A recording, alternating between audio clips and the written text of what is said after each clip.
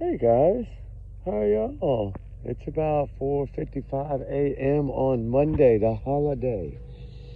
Happy first day of September, guys. Happy holiday weekend. Hope y'all had a good one. We've been searching. We just got back in, actually, literally about 30 minutes ago. I know it's kind of late. That's normally our time of getting up, but we just got in. We just got back into town, and I haven't made it home yet. I had to stop and pick up the other dog and pick up a few things from in town. And now I'm fixing to head back home here in a little bit. But I wanted to come on for a minute and talk about something because it's really bugging me. I don't spend a lot of time talking about the Jack and Lily case. I think for the main reason is after that last update that was put out, it was a slap in the face. I'm sorry. RCMP, Special Crimes Unit, they failed these children. I'm sorry. If you can't figure something out in 3 months, 4 months, whatever, come on. We're dealing with why these Child Protective Services cases fall into that 5% again. Like I said, if they're not solved in 30 days, the odds are slim that these children will ever be found by now. In 4 months, they could be around the world, right? They could be in Africa living in a village. You never know. I'm just using that as an example, that this long of time that's gone by, they could be anywhere. It's just weird how CPS was involved a couple of months before these children went missing, and then also Sebastian Rogers' case, it was a couple of months before they went missing. Summer Wells was a couple of months before she went missing. See, that's what I'm talking about, this 5%. These cases are a lot similar, and it's just, I don't even know how to say it. It's frustrating. It's sad. It sucks, right? Because these two children, they deserve to be found, right?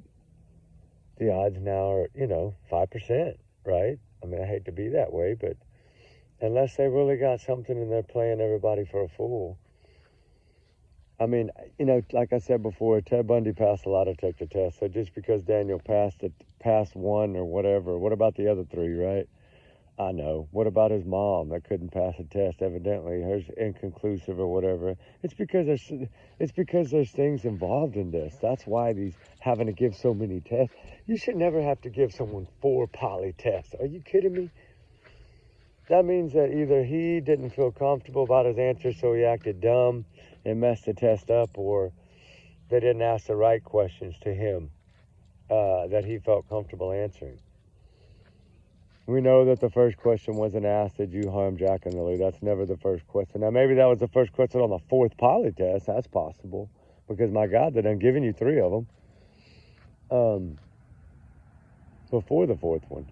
But the thing that really got me was, the black eyes, Child Protective Services, teachers. This came from teachers within the school. Their clothes evidently smelled horrible, like they hadn't washed their clothes in like a year. This is what teachers were telling me. That they stunk so bad that they were College Child Protective Services. It got that bad. The bruising, the whelps on the arms, all these other things. Now they couldn't tell me anything about CPS or what exactly they did say.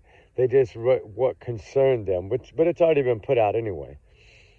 But I'm sorry, I hate to say it, the Special Crimes Unit evidently ain't so special, are they? And I'm not trying to be an ass. I'm just saying, come on. You were there in the first 24 hours and you can figure this out? That's not good. I don't know. It's either that or they're playing a game and they're just waiting for one of them to break. But that shouldn't be the case. They should have been able to... There should have been arrests in this case. I'm sorry. Neglect is there. Abuse is there. It's clearly there. It's clearly in black and white. Their clothes being dirty. Grandma showing no emotion. Daniel's mom showing no emotion or no tears or nothing for these children that are supposed to be her step-grandchildren that she was around every single day. But as y'all noticed, like I noticed, and I don't care what anybody says, that swing set that she says, oh, they come to their swing. What did y'all notice about the swing set? The swings were tied up. I mean, those swings probably hadn't been hung down in forever, right? Show me a picture when the last time those kids swung on those swings, right? Come on. You know, she tries to say, well, this is their swings. Yeah, and they're tied up with like baling wire or something, like ain't been moved, the wire's all rusted. Like them swings hadn't worked in no telling how long. And she showed no emotion, no tears, no nothing. But as soon as he talked about Daniel and her other son, she started bawling. Yeah, man, oh man, they need to lay off the substances. You know, they did put in there about Daniel's substance abuse. It was in that. I don't know if y'all got that or if that was something that was sent to me. Uh-oh, hold on, let me double check this before I talk too much. Let me see, it might have been an email. Here we go, let's see. Refusal of help, hold on. Here we go. All right, the concerns from the school, the stepfather Daniel Martell, social worker visual several months before the disappearance. The children's developments, their clothes, their attendance, like they weren't even going to school half the time. Like this is another concerning factor to me. Court documents, Nova Scotia Child Protective Services had an active file on Jack and Lily Sullivan and had visited families' home months before the children went missing in May of 2025. The agency's prior involvement has raised questions about their actions and the children's living conditions. Okay? They also put in here, Social Department of Nova Scotia, Scott Armstrong confirmed. Child Protective Services agencies had a file open on the family and assisted in their lives. The black eye is also in there December of 2024, but he had 2 black eyes over a period of different times, and reports confirm it was reported to investigators by CPS. So evidently they let them know about these black eyes and showed them the photos. A late May interview with Martell, the children's mother, Malaya Brooks Murray. They were financially struggling. The children's life at home, due to Martell, was neglect, was sometimes arriving at school dirty and without accurate clothing for winter. There's also a thing in here that talked about Daniel Martell and the substances abuse that was going on within that home. So they were aware of this, okay? Why not charge him for that, right? If you found that much stuff in the home, from what I'm hearing, is why didn't you charge this man? And I know they can later, and they probably will, but, you know, everything adds up to one thing, right? Where are these kids? And as we know, these CPS cases usually do not end well. I hate to say that. I hate to be the bearer of the bad news, but in my opinion, Daniel's guilty, and you're not going to persuade me otherwise. Do I think Mother knows? I think she knows something. I think she's got guilty knowledge. But I think most of all, Daniel's and his mother and his brother are the main 3 in this entire investigation, to me. Of course, that's my alleged opinion, but, you know, it just never made sense from the get-go. And according to teachers, they weren't calling on the mother. That was him. That was the abusive one. But everybody in that community really knew about him being abusive, right? There was nothing new that he was, you know, abusing 2 little innocent children that couldn't harm a fly, right? That should have never been treated this way. And then Malaya, she should have never been locked in that trailer either, without floorboards and washer and dryer and adequate running water and food. And like, they didn't have anything hardly. There was hardly any food in that home. Hardly anything. And you know, all these holes in the floor, like, that just means that all that cold air, no wonder the kids are always sick and had a cough. And from what I hear, there's also mold in that trailer. So these kids were living in horrible conditions. Why didn't CPS take them? That makes no sense to me either. This is another case that the biological father should have known. The grandmother on the biological father. His mother should have known. She would have fought for these kids. Malaya's parents should have known. They could have fought for these kids. Evidently, they didn't have any food. That's heartbreaking to think about. Like, it was all about substances, evidently. And that's, if Malaya was doing it, then that's, choice she makes. But, I don't know. There's so many ways now to pass these tests, these drug tests. They say, I'm learning more and more. I didn't know you could even drink something that would make you pass a test. That's weird. How do you drink something that makes you pass a substance test? That's odd to me. But there's so much more. There's so much more here. These children were not treated like children. They lived in a pig pen. And that's Daniel's family. They're really, evidently, they're very dirty. They're very sloppy. They don't bathe. They're like Stephen Stearns. They get along with Stephen Stearns real well, the Martells. Because evidently they don't care about being clean. And if you notice, Daniel never looked like he took a shower during the whole investigation. Like every day you see him, his hair looks so oily and stuff, like he never bathed. But I guess if you don't have running water, how are you going to bathe? Jump in the river? Maybe that's why he went wading in the water. I don't know. It's sad. I'm not here to throw shade at anybody, but these children did not have a proper living environment. And that's going to play a role, I think, in what happened. It'll all come out eventually, but, it might be 10 years, but it'll come out. Will these children ever be found? Honestly, at this point, I don't think so.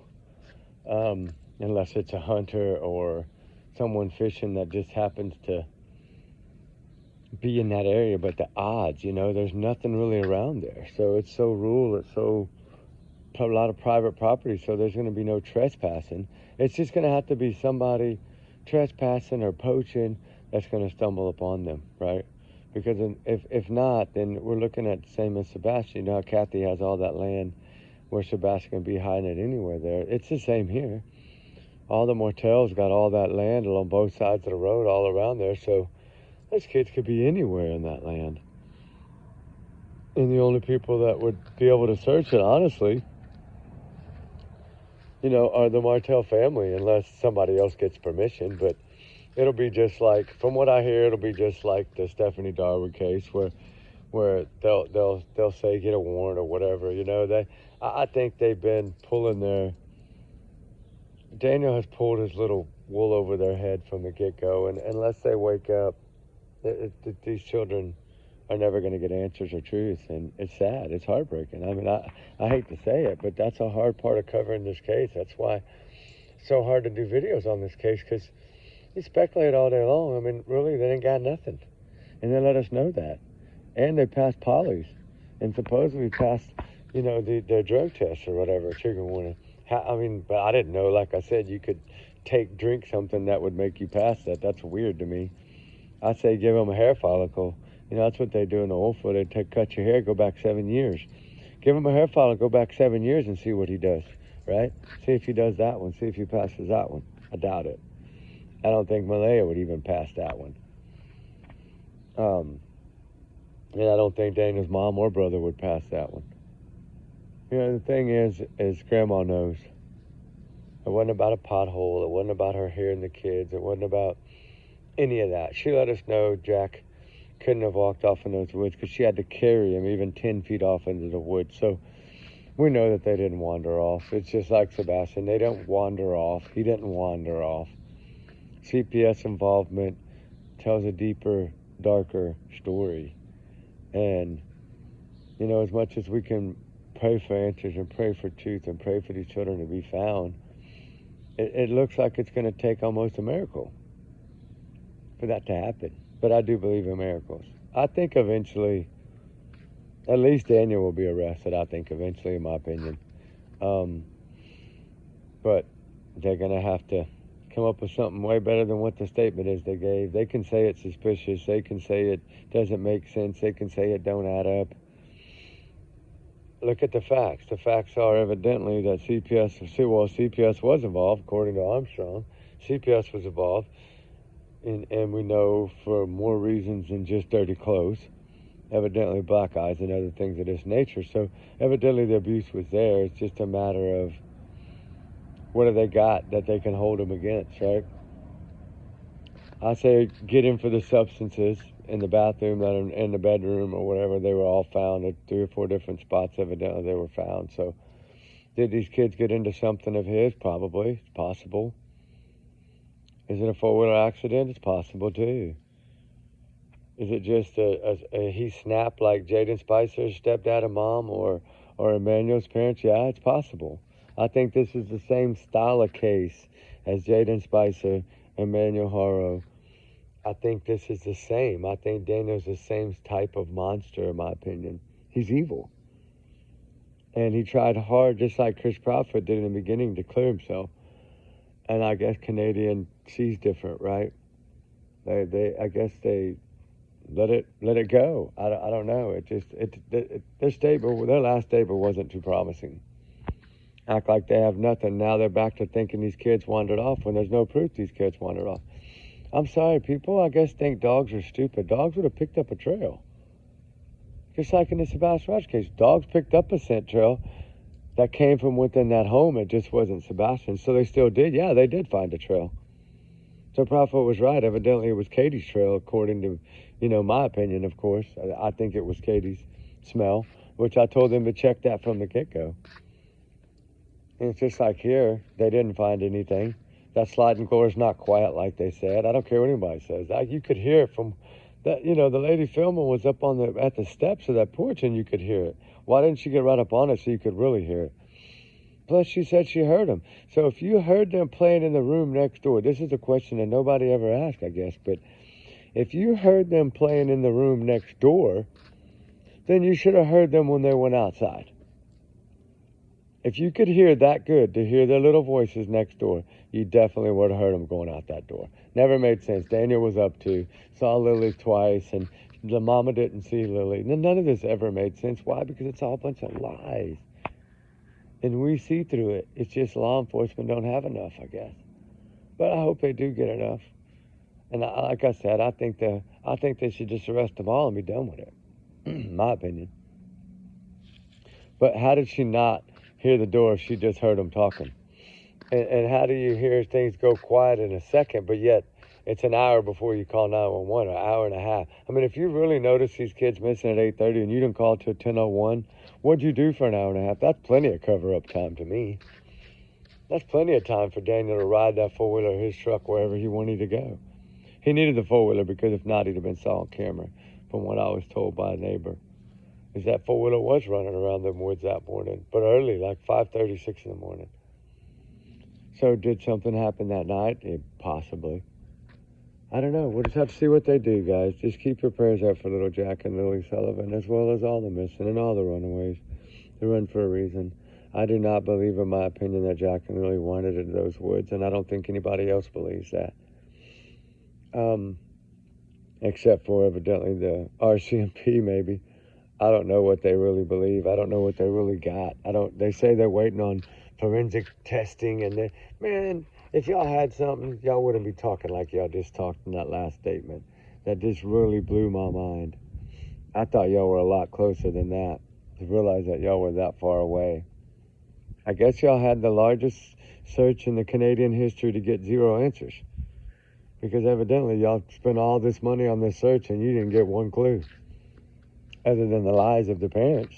That's about it, right? And the stepdad. And the grandma, step-grandma. And the step-brother-in-law or whatever. That is all a bunch of lies. Troublemakers working one day a week, taking care of a family. No wonder your kids are starving. Working one day a week. Man up, dude. I mean, you can't take care of 6 people. Working a one day a week at a sawmill. And now you learn out that there was no food. There was no adequate hygiene. Toothpaste, toothbrushes. Like evidently there wasn't nothing in that home for those kids. And that's sad. I'm sad. I'm disappointed that Malaya allowed that. I'm disappointed that her mom allowed that. I'm disappointed that all these grandmas allowed this. Grandmas are supposed to be better than that. But I guess they all have a different side to them that maybe we don't know yet. Maybe it'll come out, maybe it won't. Anyway, y'all guys be good. Y'all be safe. Y'all's comments are y'all's and y'all's alone, not to reflect the channel. We do our research together because we're a big-hearted little family. As heartbreaking as this story is, I pray that they get answers. I pray that they find truth, but it looks like whatever they would have found looks to be maybe long gone by now. They definitely won't find no evidence this late in the game. So, anyway, it's winter there. It's snowing. It's gonna get cold. It's gonna be freezing. There's gonna be no searching for these kids anymore until way later on next year. Sad, right? It's about to come to an end in these cold climates. That's why we're trying to push for Sebastian Rogers as much as we can before the cold sets in and the snow sets in. Anyway, yeah, guys, be safe. Trigger warnings always. And remember, everyone's innocent until proven guilty in the court of law. These are my alleged opinions. Take them as a grain of salt. But keep your prayers up for these two. They definitely need our prayers. If anything, they at least need our prayers. And hopefully God will lead the RCMP to the truth so he can make some arrests and get justice for these two little babies. All right, guys, y'all be good. We'll talk soon. All right, guys. Bye.